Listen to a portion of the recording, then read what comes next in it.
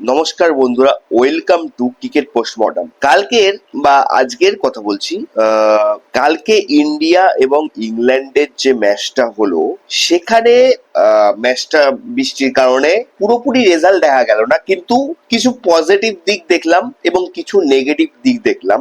সেটা নিয়ে আজকে কথা বলবো। আমি তোমাকে এর আগের ভিডিও তোমাদেরকে কি বলেছিলাম, গৌতম গম্ভীরের মাথা আছে, গৌতম গম্ভীর কি যে করবে সেটা তুমি নিজেও বুঝতে পারবে না। আমার মনে হয়েছিল সঞ্জু স্যামসন আয়ারল্যান্ডের বিরুদ্ধে খুবই খারাপ খেলেছে, তাই জন্য হয়তো সঞ্জু স্যামসনকে বসাতে পারে। আমি কিন্তু বলিনি যে বসাতে পারে, এবং ওর জায়গায় সঞ্জু স্যামসন বা ঈশান কিষানের জায়গায় যে কোনো একটা প্লেয়ারের জায়গায় বৈভব সূর্যবংশীকে খেলাবে। কিন্তু গৌতম গম্ভীরের মাইন্ডসেট আলাদা। গৌতম গম্ভীর এবং শ্রেয়াস আইয়ার চাচ্ছে যে যেহেতু বৈভব সূর্যবংশী মানে ভালো প্লেয়ার ঠিক আছে, কিন্তু তাকে ইন্ডিয়া টিমের সাথে ট্রাভেল করে আগে পরিবেশটা বুঝতে হবে।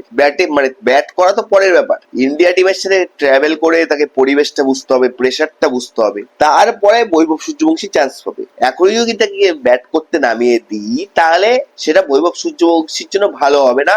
এটা হচ্ছে গৌতম গম্ভীরের দাবি, ঠিক আছে। কিন্তু গৌতম গম্ভীর হয়তো ভুলে গেছে যে বৈভব সূর্যবংশী মানে অভিষেক শর্মার থেকেও বেশি মারকুটে প্লেয়ার, এবং বৈভব সূর্যবংশী চাইলে 29 বলে 94 বা 30 বলে 100 রানও করতে পারে। পরিস্থিতি বলতে কি, যখন বল করতে আসছে কোনো বলার, তখন কোনো ব্যাটসম্যান শুধু বলটাকে দেখে যে বলটা কোথায় আসছে এবং সেই অনুসারে শট মারে। তুমি আয়ারল্যান্ডে প্রথম ম্যাচ খেলাওনি বুঝলাম, কিন্তু ইংল্যান্ডে একটা ম্যাচ খেলানো উচিত ছিল প্রথম ম্যাচটা। তার কারণ সঞ্জু স্যামসন একদম তার ফর্ম নেই, একদম বাজে খেলছে। কালকেও মনে হয় 1 রান করেছে 7 বলে, এবং সঞ্জু স্যামসনকে দেখে মনে হচ্ছে তার নিজের মধ্যে কনফিডেন্সই আর নেই। সে কোন দিকে শট খেলবে সে তো নিজেও জানে না। তাহলে সঞ্জু স্যামসন বারবার ফ্লপ খাচ্ছে, তাও তাকে নেওয়া হচ্ছে। জানি না গৌতম গম্ভীর এটা কেন নিচ্ছে, ঠিক আছে। এবার অভিষেক শর্মাকে নিয়ে কিছু বলার নেই, কারণ সঞ্জু স্যামসন এবং ঈশান কিষান যখন আউট চলে গেল, ঈশান কিষান তো খুবই খারাপ ভাবে আউট গেছে, অভিষেক শর্মা কিন্তু সেইভাবে খেলেছে। অভিষেক শর্মা বুঝিয়েছে যে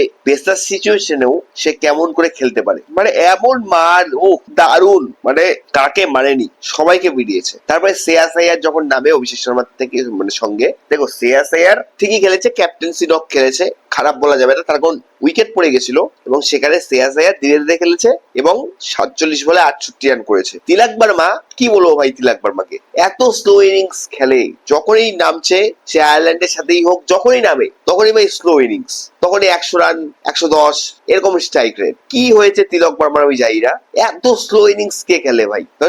একদম তিলক বর্মা খেলা দেখে এখন আর মজা পাই না, মানে আরো ঝিমিয়ে যাচ্ছে। শিবম ডুবে তো ভালো গেছে, শিবম ডুবে এমন একটা প্লেয়ার যে প্রত্যেকটা ম্যাচে তার ইম্প্যাক্ট ফেলে। যখনই সে ইন্ডিয়ার হয়ে খেলে আমি দেখেছি প্রত্যেকটা ম্যাচে সে ইম্প্যাক্ট ফেলেছে। তো 21 বলে 42 রান করেছে, খুবই ভালো। এবং হাসির তারা খেলতে পারেনি, যাই হোক আকসার প্যাটেল কিছু খেলতে পারেনি, ঠিক আছে, রানও কিছু হয়ে গেল। কিন্তু মেন কথা হচ্ছে ভাই সঞ্জু স্যামসনকে আজকের ম্যাচেও তুমি খেলালে, আর কতদিন খেলাবে? কতদিন? আজকের ম্যাচে 1 রান করো, তাহলে ইংল্যান্ডে এরপরের ম্যাচে খেলাও, এরপরের ম্যাচেও তাকে সুযোগ দিও যে কবে সে 100 করবে, সেই অনুসারে তাকে খেলিও। তোমরা দর্শকরা ভাবছো যে সঞ্জু স্যামসনকে এই ম্যাচে মানে 1 রান করেছে, পরের ম্যাচে হয়তো বৈভব সূর্যবংশী খেলবে। হ্যাঁ, আমিও তাই ভাবছি যে পরের ম্যাচে বৈভব সূর্যবংশী খেলবে, আমিও সেটাই ভাবছি।